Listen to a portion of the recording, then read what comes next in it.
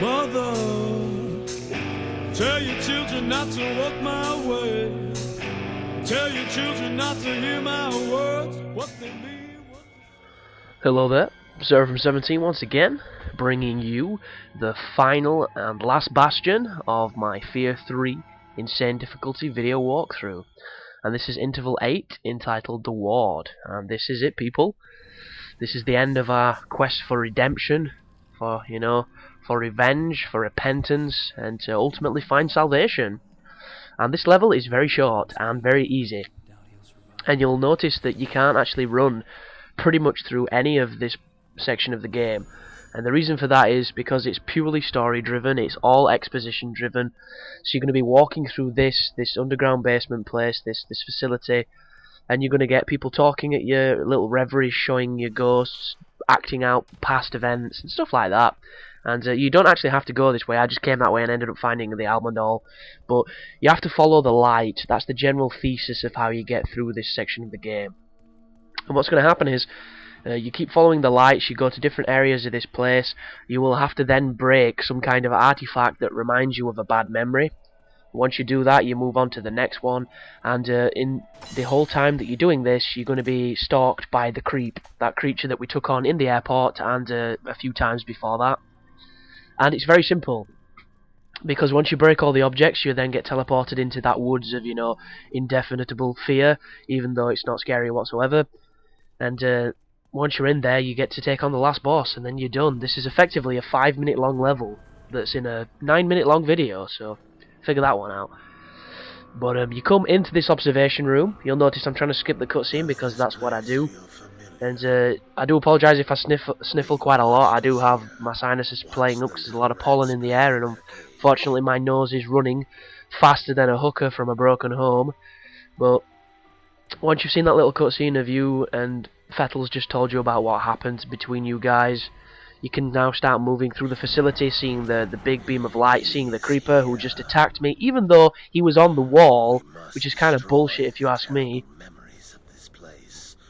But there he goes. You have to destroy the terrible memories, or as Fettel says it in his lovely gravelly tone. And right now, because I'm injured, if I get hit by the creeper again, it's game over. And there he is, straight in front of me. So luckily enough, when you take him out, for some reason it enables your screen to regenerate. It seems to be this feature that they've installed where you don't fully regenerate until you've had an encounter with him. And it doesn't make it that difficult. It's just a case of if you get sloppy like I do when I'm trying to do this fast, you're going to get hit. And I get hit a lot, so just be careful, because I think 2 hits and you're dead. But the artifacts that you've got to destroy are red. You don't have to listen to the conversations, you don't have to wait for the objective to point up on your map. You can run up to them, break them, and then you can carry on with this section and get out of it as quickly as possible. But those punching bags to my right, you can actually hit them with the melee weapon. If you keep doing it, you'll get a secret achievement that's a reference to Rocky, which I didn't know about until very late. It's kind of funny. I think it's something along the lines of "Yo, Adrian." But keep following the light as I'm doing. You'll notice I know that the creeper's about to come. I don't want to get hit, so I back up a little bit. I look for him. I see him there. I use my slow-mo. I use these double SMGs, and I make short work of him. But he's back again. This is what I mean when I mentioned in the airport. Sometimes he can attack more than once in one sequence. See what it says there? Fight back the creeper 3 times without getting hurt. Sometimes there's one that pops up that says fight back the creeper like 3 times in one attack. And that proves that he does come for you a few times if you're not careful. But there you go. That's the storybook that you've got to tear up. Because it reminds you of, story time, and that's clearly a bad thing. But once you've done that, I think there's 1 artifact to go.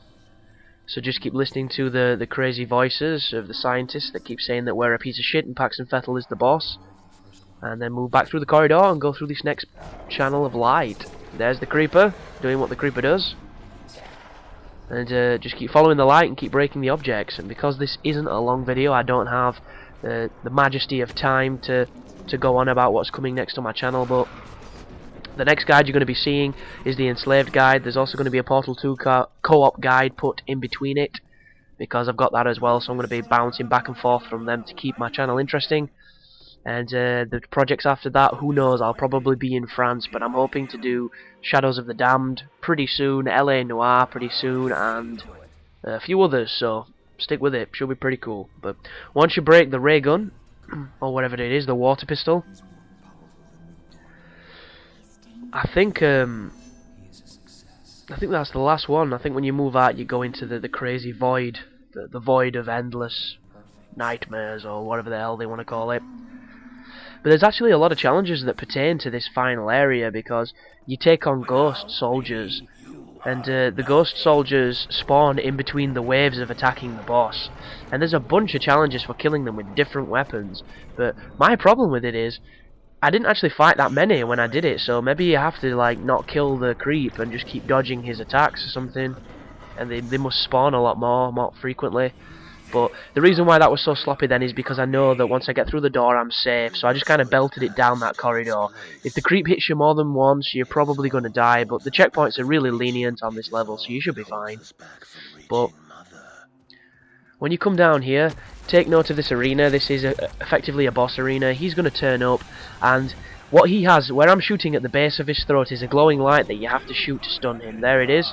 If you don't hit the light, he will attack you, and he does a lot of damage. And I take my assault rifle off to do this section, and the reason for that is because of the iron sights. You can't use them, you have to use the holographic sight, and for some reason I just have a lot more trouble finding the target with the holo sight than I do with this pistol. And the luxury of this encounter is it doesn't matter how much damage you're dealing to him, you just have to hit it about 3 times and it stuns him.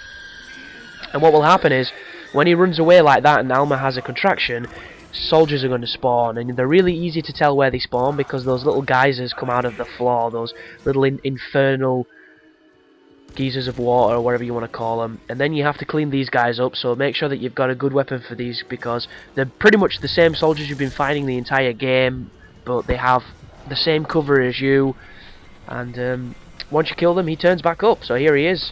Watch out for that, he bangs the floor. You generally get 2 hits from him before he kills you, and sometimes his attacks seem very difficult to dodge, so focus on shooting him in the throat more than dodging the attacks, because if you can stop him by hitting his throat, it'll cancel his attack and it will effectively save you, so it's better to do that than it is to dodge.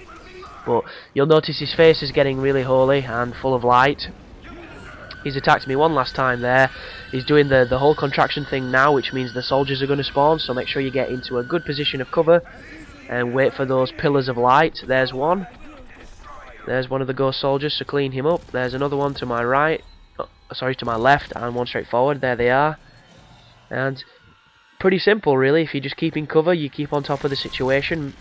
It checkpoints between every one of those bouts, so if you do die, you don't go back to the start, which is very useful.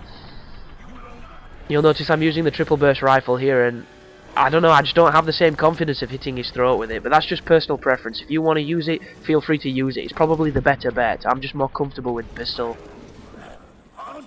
There we go, I think there's one more hit on him now, and I think that's the end. And it does the really ridiculous "it was really me all along" moment, which is just bullshit. You see, he says this, and I ran over as if there were going to be a quick time event, and I don't think there is. So I just ended up shooting him and knifing him. Which is kind of funny, because you usually expect it to be a button prompt, especially with today's games. But there you go, people. You've just beaten the last boss on F.E.A.R 3 on Insane. You're going to get a lovely 100G achievement. And all you have to do now is go back through the levels and do all the point scores, and fingers crossed you won't have any trouble with those. But, as always, people, thanks for watching, and you take care now.